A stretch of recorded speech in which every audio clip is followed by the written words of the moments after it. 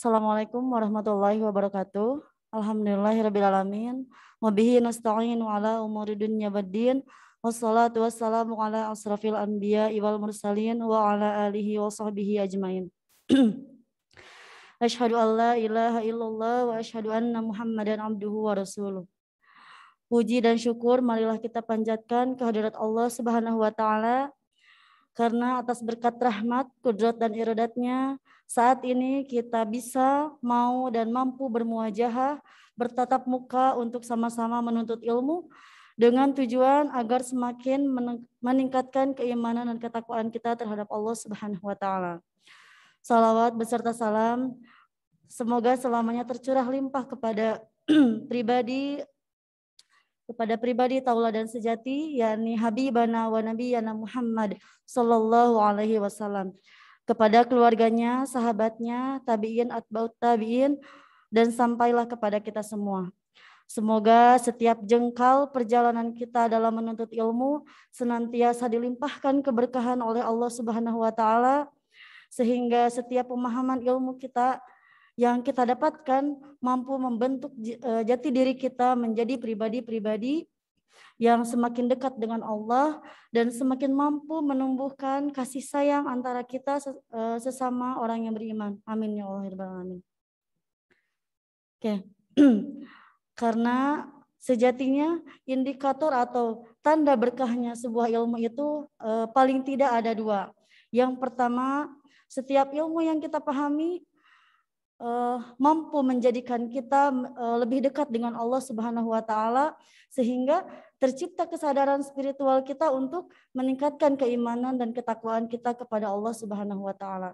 Sebagaimana Allah telah berfirman, "Innama yakhshallahu min ibadihil ulama." Nah, maka semakin berilmunya seseorang, semakin dekat hubungan ia dengan Allah.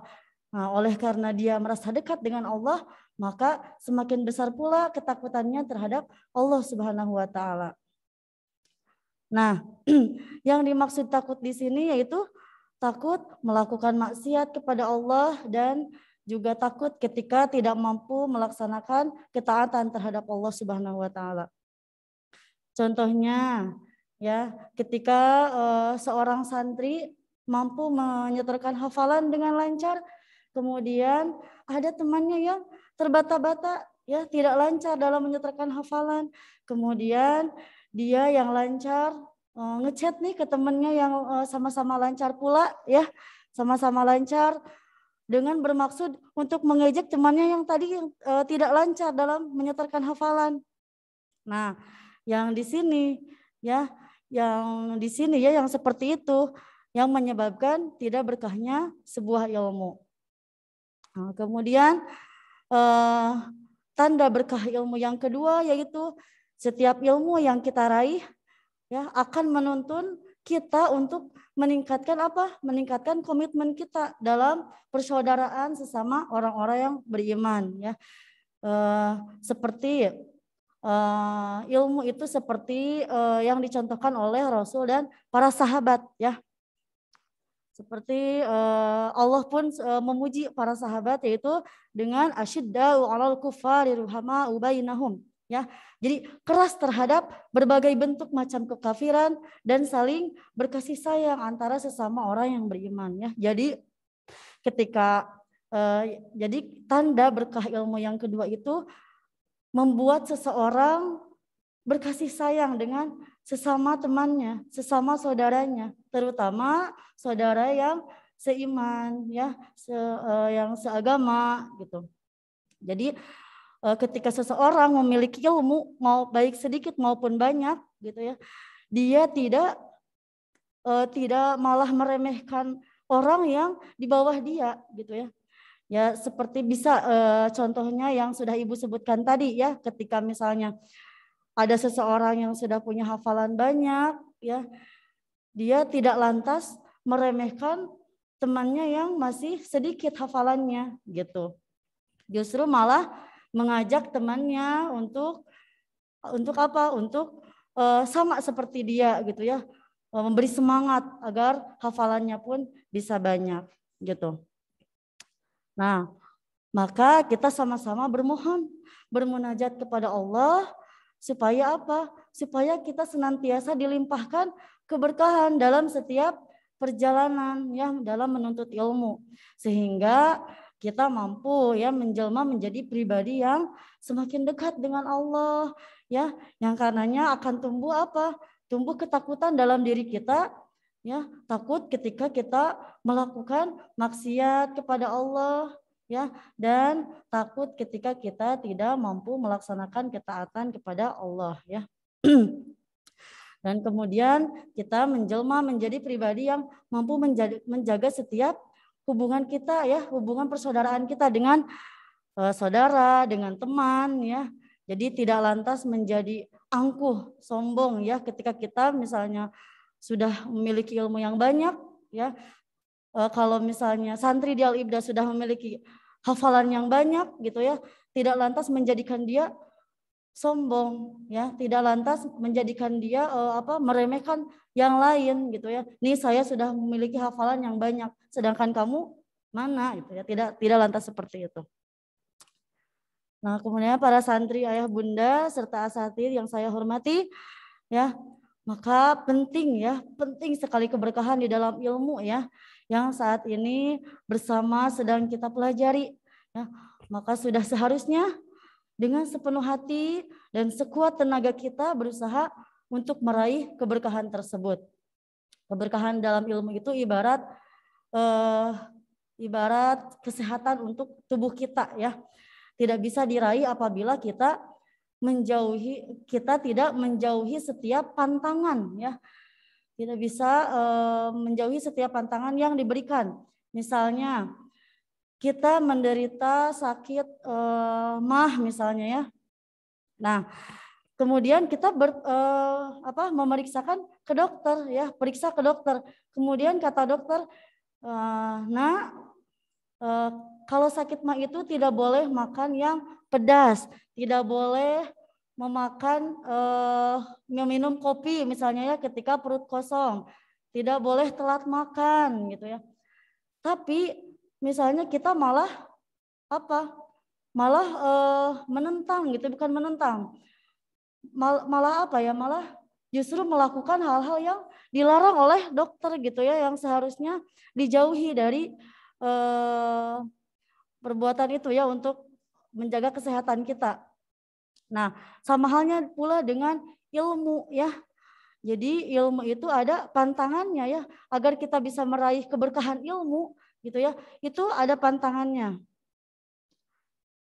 Nah, maka pertanyaannya, apa sih pantangan para penuntut ilmu itu gitu ya. Nah, yang akan Ibu sebutkan di sini ada 3 pantangan ya. Yang pertama, maksiat kepada Allah ya. Apa itu maksiat kepada Allah? Jadi maksiat kepada Allah itu perilaku atau tindakan manusia yang melanggar hukum moral yang bertentangan dengan perintah Allah. Misalnya tidak melakukan sholat ya, kemudian tidak membayar zakat ya, pokoknya hal-hal yang dilarang, melakukan hal-hal yang dilarang oleh Allah, atau misalnya menentang hal-hal yang seharusnya kita lakukan sebagai hamba Allah, itu maksiat kepada Allah ya. Kemudian yang kedua, ahlu syibri ya, yaitu pribadi yang sombong ya. Ahlu syibri itu yang angkuh ya, angkuh akan ilmu yang dia sudah hafal ya, sudah dia pahami.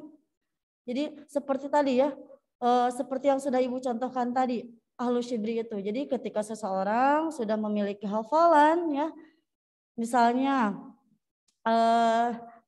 ada santri yang sudah memiliki hafalan 2 juz ya selama di Al-Ibda. Kemudian ada temannya yang masih atau baru memiliki 1 juz ya. Nah, yang sudah memiliki hafalan 2 juz ini dia merasa angkuh, merasa sombong ya dengan ilmu atau dengan hafalan yang sudah dia dapatkan selama di Al-Ibda. Atau misalnya ketika menghafal, menyetorkan hafalan ya, ketika seseorang bisa menyetorkan hafalan dengan 1 halaman misalnya sekali setor ya, sementara ada temannya yang ya 1 ayat pun juga kadang masih terbata-bata misalnya, lantas yang sudah memiliki atau yang mampu menyetorkan hafalan 1 halaman ini menyepelekan atau melecehkan yang menyetorkan 1 ayat tadi gitu ya. Nah itu. Nah maka orang yang memiliki ahlu syibri itu ya, memiliki sifat ahlu syibri itu perlahan dia akan menjadi pribadi yang merendahkan orang ya, seperti yang Ibu tadi sebutkan ya, merendahkan orang yang ilmunya berada di bawah dia gitu ya, menghina orang yang mengalami kesulitan dalam belajar, tidak mau mendengar, bahkan orang yang memiliki sifat ahlu syibri itu hanya ingin didengar ya, tidak ingin mendengarkan nasihat orang lain, tidak ingin mendengar kritikan orang lain, tapi dia hanya ingin didengar ya oleh orang lain. Kemudian tidak menghormati ya, tidak menghormati yang lain, tapi inginnya dihormati ya, gitu. Kemudian yang ketiga yaitu zalim terhadap kesalahan guru ya. Nah ini yang harus kita pahami dulu ya, bahwa seorang guru itu, seorang guru ya, seorang kiai, seorang ajengan, ustadz dan ustadzah ya, itu bukan seorang nabi atau rasul ya yang dimaksum oleh Allah, yang dijamin tidak akan memiliki dosa dan tidak akan melakukan kemaksiatan ya. Tapi kita guru ya, ustadzah ustadzah itu adalah seorang manusia biasa ya, seorang manusia biasa yang pasti memiliki kesalahan ya, gitu. Contohnya misalnya seperti ini. Ada seorang guru atau yang memberikan talaki ya pada saat pembelajaran tahfidz misalnya. Memberikan talaki, lantas guru tersebut misalnya ada kesalahan dalam membaca huruf gitu ya. Gitu. Kemudian jadi apa ya, anak yang diberikan talaki tersebut jadi tidak ingin apa ya, jadi tidak bersemangat lagi gitu ya diajari oleh guru tersebut. Atau misalnya ada guru matematika misalnya ya. Nah, ketika beliau mengajarkan gitu ya pelajaran kepada anak-anaknya, misal terus guru tersebut gitu ya bukan melakukan kesalahan. Jadi misalnya rada keliru gitu ya, mungkin karena konsentrasinya terganggu atau apa gitu ya. Jadi salah menghitung misalnya ya guru matematika tersebut, kemudian dibenarkan oleh muridnya misalnya. Nah kemudian murid tersebut jadi merasa apa ya, jadi tidak ingin diajari lagi oleh guru tersebut karena gara-gara melakukan hal yang sepele ya sebetulnya gitu. Contohnya seperti itu ya. Jadi pada intinya kita seorang pelajar gitu ya, sebagai seorang pelajar ketika ingin meraih keberkahan gitu ya dalam mencari ilmu, dijauhi ya, harus dijauhi hal-hal yang Ibu sebutkan tadi. Diusahakan, sama-sama berusaha, sama-sama belajar juga ya, Ibu juga sama-sama berusaha untuk menjauhi 3 hal tadi. Yang pertama bermaksiat kepada Allah ya. Kita berusaha sekuat tenaga dengan ikhlas gitu ya, melaksanakan segala bentuk perintah yang Allah anjurkan gitu untuk setiap hambanya gitu ya, dan menjauhi segala hal-hal yang dilarang oleh Allah. Dan yang kedua yaitu ahlu syibri ya. Kita jangan sampai menjadi ahlu syibri ya, menjadi orang yang sombong. Ketika kita misalnya ya memiliki ilmu sedikit gitu ya, lantas menjadikan kita sombong ya, maka keberkahan tidak akan kita raih ya, tidak akan kita raih. Kemudian yang ketiga, yang terakhir yaitu zalim terhadap kesalahan guru. Ketika seorang guru melakukan kesalahan gitu ya, kemudian kalian menyadari bahwa guru tersebut salah, boleh diluruskan, boleh diingatkan, tapi jangan sampai menjadikan perasaan kalian jadi tidak ingin diajari oleh beliau gitu ya. Jadi malas untuk belajar gitu ya. Padahal sedikit ilmu gitu ya, baik sedikit maupun banyak ilmu yang diberikan oleh guru itu sangat bermanfaat ya, akan sangat bermanfaat untuk kita gitu ya. Gitu. Jadi Ibu ulangi lagi, kita gitu ya sebagai orang-orang yang sangat-sangat membutuhkan gitu ya, membutuhkan ilmu yang berkah, ilmu yang bermanfaat, jauhi yang 3 tadi ya. Yang pertama bermaksiat kepada Allah, yang kedua menjadi ahlu syibri, jangan sampai menjadi ahlu syibri, dan yang ketiga zalim terhadap guru, terhadap kesalahan guru. Ya, mungkin dari Ibu dicukupkan sekian. Mohon maaf apabila banyak kesalahan dan kekurangan. Billahi taufik wal hidayah. Wassalamualaikum warahmatullahi wabarakatuh. Waalaikumsalam Waalaikumsalam warahmatullahi wabarakatuh.